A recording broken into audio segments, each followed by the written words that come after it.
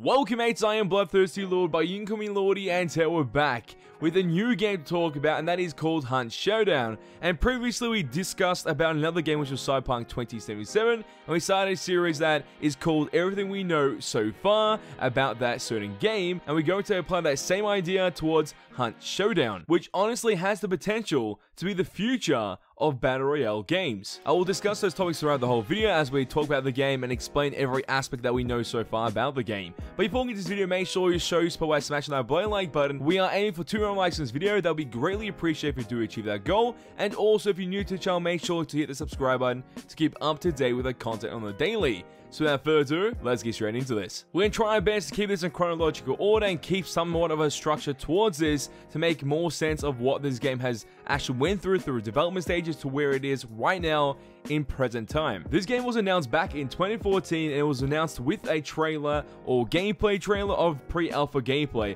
of what the game is supposed to be in the future. They gave us a slight idea of what it's supposed to be and pretty much showcased the idea at that event. And obviously, the game back then was in third person, and it did also have another name for the actual title of the game. It was not called Showdown. But the main reason of showcasing pre-alpha gameplay at the event was to highlight the amazing graphics, the great atmosphere and immersive experience that players would have alongside playing in this game, and then just the amount of beautiful detail coming out of the CryEngine in this actual game, because obviously the developer of this game is Crytek, and they've made games in the past like Crysis being one of the most famous franchises they've created in my opinion, and the graphics back there on the PS3 were amazing. Even on the PC they were amazing too, and now seeing another game that has potential to use the CryEngine to its full potential and also incorporate Battle Royale ideas, survival ideas, PvP aspects and PvE aspects. So you'll be versing some type of creatures, monsters around the world while versing other teams and opponents. It's an insane idea, and it seems like if there was any other company to do it, Crytek should be that company. And it's also good to mention that when this announcement happened, nothing else happened after that. It stopped development. I think something happened with the actual company, and they were switching studios, and then another studio picked up the actual game and started working on it. And that's why the change from third person to first person happened. And this game started developing even more in 2016, where the other studio did pick it up. And now let's begin to explain the storyline and the theme based on this game. Savage nightmarish monsters roam the Louisiana swamp, and you are part of a group rugged bounty hunters bound to rid the world of their ghastly presence. Banish these creatures from our world, and you'll be paid generously and given the chance to buy more gruesome and powerful weapons. Fail, and death will strip you of both your character and your gear. Your experience, however, remains in your pool of hunters, called your bloodline. Always. And now let's begin to explain some of the actual gameplay aspects behind this game. So the idea is that you and your partner will work together, track and hunt monsters in that certain mission. Hunt monsters and boss monsters can appear as well, and boss monsters won't be easy to deal with. But once you've killed that, that's usually the main objective throughout the mission. Kill that boss monster, pick up the loot, and then escape to the destination that you need to go to in order to complete the mission. And that is the main concept throughout the game. And this is really interesting on its own, but then we do have little gameplay mechanics that tie in with the concept and also build something else that makes it more interesting for players that want to go more in depth in this game and try to find something crazy about it. Like if you're able to find the boss monster by yourself, you and your other partner, so you're one team, then once the boss monster has been located, that will be indicated to all players on the map where the location of the boss monster is. And this is where pretty much other players or other teams will try to take that boss monster loot or destroy you when you're actually trying to complete the objective. And the reason why we mentioned this game is going to be like a Battle Royale game or the future of Battle Royale games, because they don't use a circle system to push people to a certain place. Instead, they showcase team objectives or highlight and reveal team objectives once they've been found, meaning that players will obviously go and contest that area, making the place tighter and causing more interaction between teams and other players. So obviously things will happen in those moments. Pretty much exactly if you're playing PUBG or Fortnite and the circle or the storm is closing in, that will force an encounter with another team. That's what they're trying to do in this game without using that circle mechanic, instead with team objectives, which is pretty smart on their part. And another gameplay mechanic is noise and stealth. And whatever you counter in your experience in this game, you always have to choose one or the other.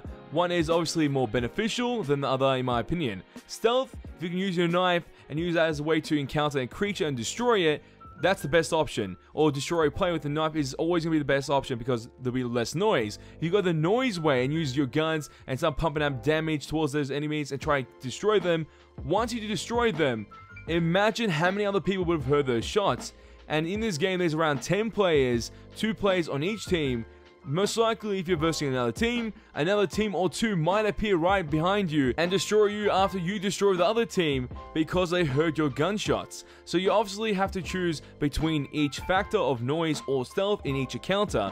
Usually, stealth is always going to be the better option, even though that might not provide as much damage as the noise approach. And this game will have a progression system or level up system. You'll start off as a cowboy, then progress to the last rank being manhunter.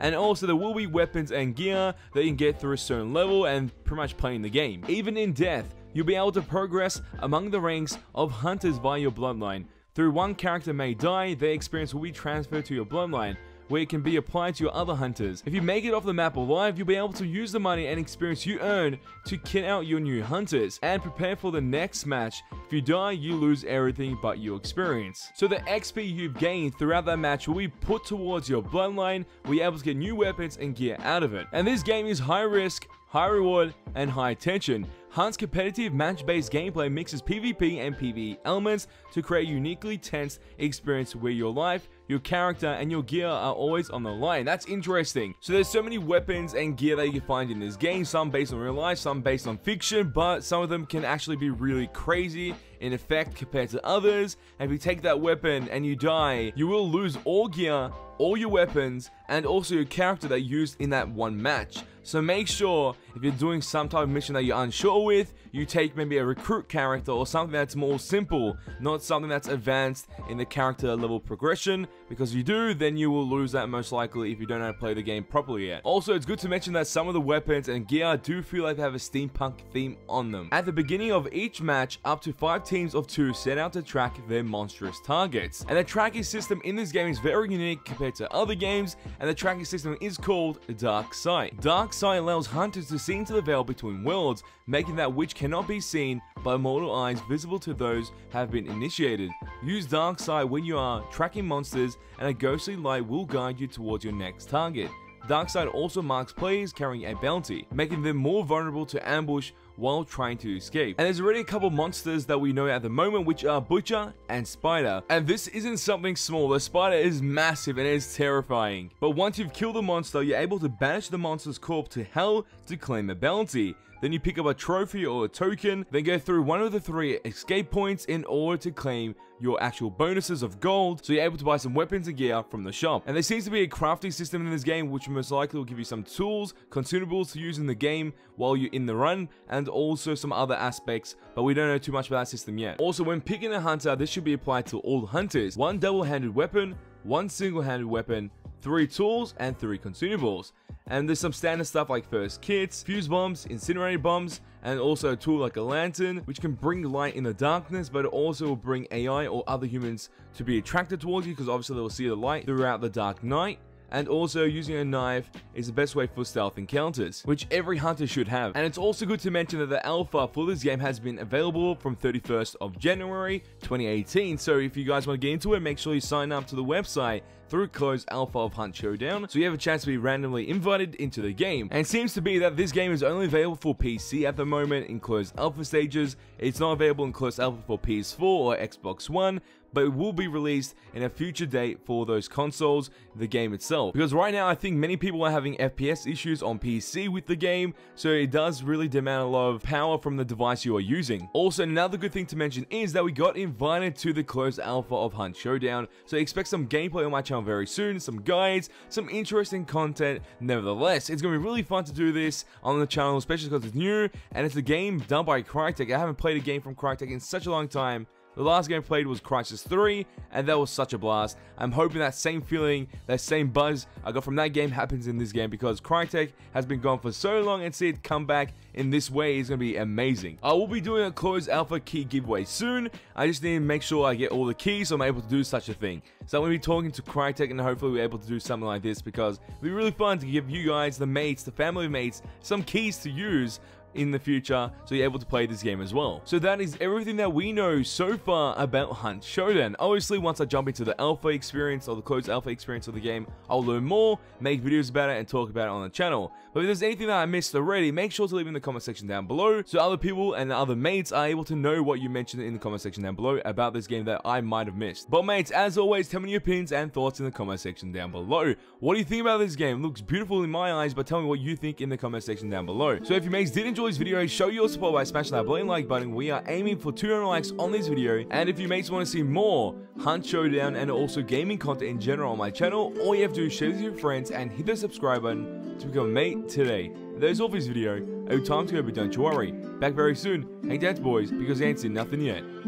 Mates, I thought the month of January would be slow in gaming, but we had Dragon Ball Z, Monster Hunter, and now we have this game. So many fun games. Oh my god, man. My time is going away so quickly.